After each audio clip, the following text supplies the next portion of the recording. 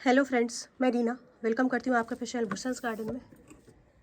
तो फ्रेंड देखिए, आज मैं इस 3 प्लांट को रिपोर्ट करूँगी और ये 3 कौन सा प्लांट है ये मैं आपके साथ आज डिस्कस करती हूँ। फिलहाल आप देखिए, हमारे इधर बहुत ज़्यादा तेज़ धूप निकल कर आई है और मतलब डेली ही धूप हो रही है।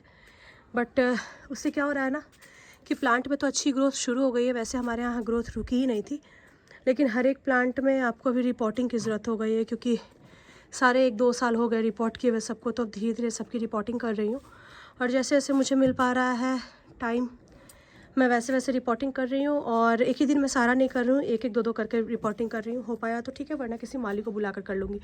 वैसे हमारे एरिया में माली मिलना बहुत मुश्किल हो जाता है, तो मुझे सब कुछ खुद ही करना पड़ता है। खैर, तो आज मैं देखिए इस प्लांट की रिपोर्टिंग कर रही हूँ। ये मेरा मधुकामनी का प्लांट है और एक नहीं, मेरे पास इसके 3-4 प्लांट हैं। और ये जो आपको मैं दिखा रही हूँ ना, ये जो वैरायटी है ये गोल्डन वाली वैरायटी है और स्मॉल लीव वाली है, मतलब मीडियम लीव वाली है। यहाँ पर भी वही है, लेकिन आपको दोनों में थोड़ा डिफरेंस दिख रहा होगा। ये कुछ ज़्यादा ही डार्क है और ये लाइट है। तो एक तो ये गोल्डन वाली वैरायटी और दूसरा थोड़ी सी न्यूट्रिशन की भी कमी हो गई है, जहाँ तक मुझे फील हो रहा है। तो आज अच्छे से इन प्लांट को रिपोर्ट करूँगी और रिपोर्ट करने के बाद इसकी मिट्टी भी चेंज करूँगी और नए खाद में इसको लगाऊँगी। तो कभी भी आप अगर अपने प्लांट की रिपोर्टिंग करते हैं ना, तो 2-4 बातों का ध्यान बहुत ज़्यादा आपको रखना है। पहली बात का ध्यान रखना है कि आपको मिट्टी बिल्कुल ड्राई साइड में रखनी है। ड्राई साइड में इसलिए बोल रही हूँ बिकॉज़ अगर आप अपने प्लांट की रिपोर्टिंग करते हैं तो गीली मिट्टी रखेंगे तो प्लांट को निकालने में आपको बहुत समस्या आएगी। तो आप कोशिश कीजिए कि 1-2 दिन पानी ना दें, उसके बाद अगर आप प्लांट को निकालते हैं ना तो ईज़िली वो निकल जाएगा। और इस तरीके से देखिए, मैं यहाँ पर आपको दिखा रही हूँ, बहुत से प्लांट में ऊपर टिप्स पर बीज आ गई हैं। तो इन बीजों को मैं कलेक्ट कर लेती हूँ बिकॉज़ मुझे अभी इनसे फूल लेना है और अभी इनका मौसम भी आ चुका है। तो जितने अच्छे से मैं इसको रिपोर्ट करूँगी न्यूट्रिशन देकर, उतने अच्छे से प्लांट अपनी ग्रोथ को दिखाएगा। और यहाँ पर मैं आपको एक चीज़ दिखाती हूँ कि ये देखिए, नीचे साइड में ये वाले टिप्स पर सारे में न्यू ग्रोथ स्टार्ट हो गई है। वैसे तो देखिए, मधुकामनी एक परमानेंट प्लांट है, बट विंटर में इसमें थोड़ी से फ्लावरिंग में कमी रहती है। यहाँ पर आपको मैं दिखा रही हूँ, देखिए छोटे छोटे फूल बंचेज में तो नहीं, लेकिन हाँ टिप पे बनने शुरू हो गए। तो जितना जल्दी आप इसको रिपोर्ट करेंगे उतनी जल्दी इसको न्यूट्रिशन मिलेगा और न्यूट्रिशन मिलने के बाद उतनी जल्दी ये फ्लावरिंग देना शुरू कर देगा। तो अभी मैं अगर इसको रिपोर्ट करती हूँ ना, तो ये मार्च स्टार्टिंग में या फिर फरवरी एंड तक फ्लावरिंग स्टेज पर आ जाएगा, क्योंकि काफ़ी समय है। मार्च फरवरी एंड तक में भी आने में बहुत समय, 1.5 महीना का समय, 1.25 महीना का तो अप्रॉक्सीमेटली है ही। तो प्लांट अच्छे से अपनी ग्रोथ को शुरू कर लेगा। तो चलिए फटाफट मैं इसको पॉट से निकालती हूँ। और पॉट से निकालने का प्रोसेस बहुत ही ईजी है। मैंने बहुत बारी आपको दिखाया है कि पॉट से आपको किसी प्लांट को कैसे निकालना है। तो सबसे पहले तो आप सॉइल को थोड़ा ढीली कर लीजिए और ढीला करने के बाद आप इसको आराम से खींचेंगे ना तो वो निकल जाएगा। मैं आपको एक प्लांट को निकाल कर दिखाती हूँ कि कितना इजी प्रोसेस रहता है पॉट से निकालने का। बस आपको सॉइल जो है ना थोड़ा सा ड्राई रखना है और थोड़ा सा कोशिश करना है कि गीली ना रहे सॉइल, और थोड़ी भुरभुरी सॉइल बनाइएगा तो प्लांट वैसे ही पॉट से ईजिली निकल जाएगा। यहाँ पर देखिए, मैं एक बार इसको खींचूँगी ना तो ये ईजिली पूरा का पूरा रूट बॉल, देखिए आपको दिख रहा होगा, पूरा का पूरा रूट बॉल निकल कर आ गया है। यहाँ पर आपको मैं दिखाती हूँ जूम करके, तो ये देखिए। और इसको मैंने वेल्ड्रन सॉइल में लगाया था, तो वैसे देखिए मुझे रिपोर्टिंग की ज़रूरत लग नहीं रही थी, लेकिन ऊपर से जब मैं उसको कुड़ेद रही थी ना तो मुझे हल्की हल्की मिट्टी जड़ के साथ दिख रही थी। तो मैंने सोचा कि रिपोर्ट करें। तो वैसे भी 1.5 साल हो गया, रिपोर्टिंग की ज़रूरत मैं अगर कहूँ तो बेसिकली इसको थी ही। देखिए यहाँ तक जड़ आपको आ गई है, मैं पूरा निकाल कर दिखाती हूँ।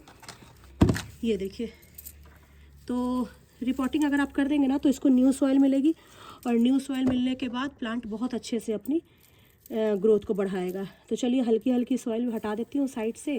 बहुत ज़्यादा आपको सॉइल नहीं हटानी है, ऐसा भी नहीं करना है कि प्लांट को बिल्कुल बेयर रूट कर देना है। तो प्लांट में थोड़ी थोड़ी सॉइल हटाइए, साइड से कट कर दीजिए। और इसी तरीके से मैं पहले तीनों को पॉट से निकालती हूँ, फिर मैं आपको बताती हूँ कि सॉइल मीडिया मैंने कैसा लिया है। मधुकामनी हो या फिर जैस्मिन की कोई भी वैरायटी हो, ये सारे समर में बहुत अच्छे से फ्लावर देते हैं। तो देखिए इसकी सॉइल कितनी भुरभुरी थी, और अगर सच बोलूँ तो सारे के सारे प्लांट बिल्कुल रूट बाउंड थे। जब मैं इसे कट कर रही हूँ तो मुझे समझ में आ रहा है कि प्लांट को आप अगर सही समय पे रिपोर्ट नहीं करेंगे ना तो प्लांट में ग्रोथ की भी कमी आएगी और फूल तो खैर आपको देखने को नहीं ही मिलेंगे। तो यहाँ से देखिए, मैंने इसकी इतनी सी रूट बॉल बचा कर रखी है। तो अभी मैं सारे प्लांट में यही करूँगी। ये इतनी रूट बॉल आपको भी बचा के रखनी है ताकि प्लांट आपका मरे नहीं और अच्छे से गमले में चलने लगे। और इन सॉइल में से मैं जितनी भी जड़ें हैं इन सबको मैं अलग कर लूँगी। वैसे सॉइल अच्छी है, इसको मैं रिचार्ज करके यूज़ करूँगी। तो मैं फटाफट पॉट से निकालती हूँ, फिर चलती हूँ अपनी सॉइल मीडिया की तरफ। तो फ्रेंड देखिए, यहाँ पर मैंने तीनों प्लांट को बेयर रूट कर लिया। बेयर रूट नहीं किया, हाफ रूट कट की है इसकी, और तीनों पॉट को मैंने साफ़ करके यहाँ पर रख लिया है। यहाँ पर मैं आपको सॉइल मीडिया अगर दिखाऊँ तो सॉइल मीडिया में मैंने बिल्कुल वही जो सॉइल मीडिया मैं लेती हूँ ले ली हूँ, सैंड, सॉइल और वर्मी कंपोस्ट। और उसके साथ साथ यहाँ पर देखिए कुछ काउडन के भी पीसेस मैंने डाले हैं जो काफ़ी पुराने हैं, तो इनको भी मैंने डाला। सबको मैं अच्छे से मिला लेती हूँ। और इसमें मैंने 3-4 मुट्ठी डाली है नीम की खली, और 3-4 मुट्ठी नीम की खली के बाद मैंने 3-4 मुट्ठी इसमें बोन मिल डाली है। 1 चम्मच मैंने इसमें NPK डाला है जो आपका ग्रैनुअल फॉर्म में आता है वो, और इसमें मैंने आधा मुट्ठी के अप्रॉक्सीमेट DAP डाला है।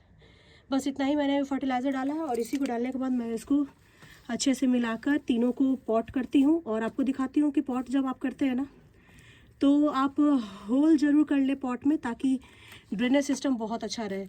तो ये छोटी छोटी चीज़ें हैं जो आपको बहुत ज़्यादा ध्यान में रखनी है। और यहाँ पर देखिए मैं आपको दिखाऊं तो सारे के सारे रूट बॉल मैंने इस तरीके से इंटैक्ट बचा लिए हैं। और रूट काफ़ी ज़्यादा थी तो मुझे बहुत टाइम लग गया इनको निकालने में।